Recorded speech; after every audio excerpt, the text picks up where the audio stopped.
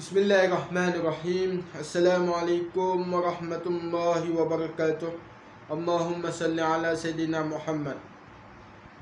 Okey, ini kisah Nabi sallallahu alaihi wasallam berusia di antara 20 hingga 25 tahun pada tahun 595 Masihi. Baginda sallallahu alaihi wasallam mula berniaga di Syam dengan membawa harta milik Sayyidatina Khadijah. Sayyidatina Khadijah radhiyallahu anha mengutus Maisarah untuk menemani baginda sallallahu alaihi wasallam ke sana. Maisarah melihat kemuliaan hati, ketinggian budi pekerti dan beberapa peristiwa aneh berlaku kepada baginda sallallahu alaihi wasallam. Al-Waqidi menceritakan bahawa dalam perjalanan tersebut mereka bertemu dengan seorang rahib Kristian bernama Nastura di Basrah. Nastura melihat baginda sallallahu alaihi wasallam berteduh di bawah sepohon pokok. Beliau berkata, tidak ada sesiapa yang singgah di bawah pohon tersebut melainkan seorang nabi. Maisarah menceritakan segala-galanya kepada Sayyidatina Khadijah, menyebabkan beliau jatuh hati kepada baginda sallallahu alaihi wasallam. Baginda sallallahu alaihi wasallam berkahwin dengan Sayyidatina Khadijah ketika usianya 25 tahun. Berwalikan Amru bin Asad, iaitu bapa saudaranya, kerana bapa Khadijah telah meninggal dunia sebelum perang Fijar. Sayyidatina Khadijah ketika itu berusia 28 tahun.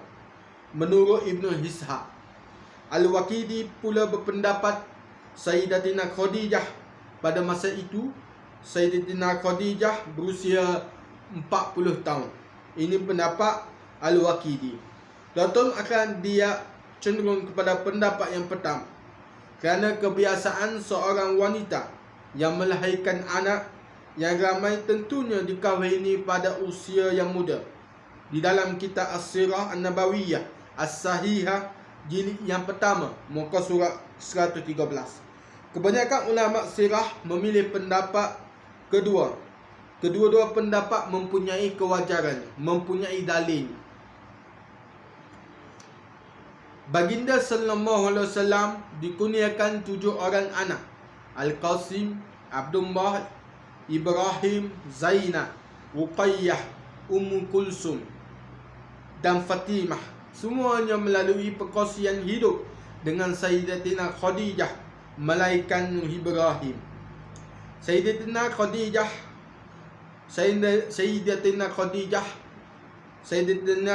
lah isteri yang paling dikasihi oleh Nabi sallallahu alaihi wasallam. Baginda hanya mengawini isteri-isteri lain selepas kewafatannya pada tahun ke-10 kenabian.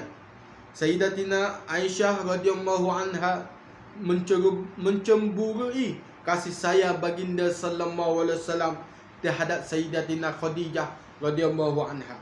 Ana Aisyah radhiyallahu anha annaha qalat, ma riqtu ala nisa'in nabi sallallahu alaihi wasallam illa ala Khadijah wa inni lam adrikha. Qalat, wa kana Rasulullah sallallahu alaihi wasallam idza zabaha ash-shata fayaqulu arsilu biha ila asdiqai Khadijah. Qalat fa'ardabtuhu yawman faqultu Khadijatu faqala Rasulullah sallallahu alaihi wasallam inni qad ruziktu hubbaha.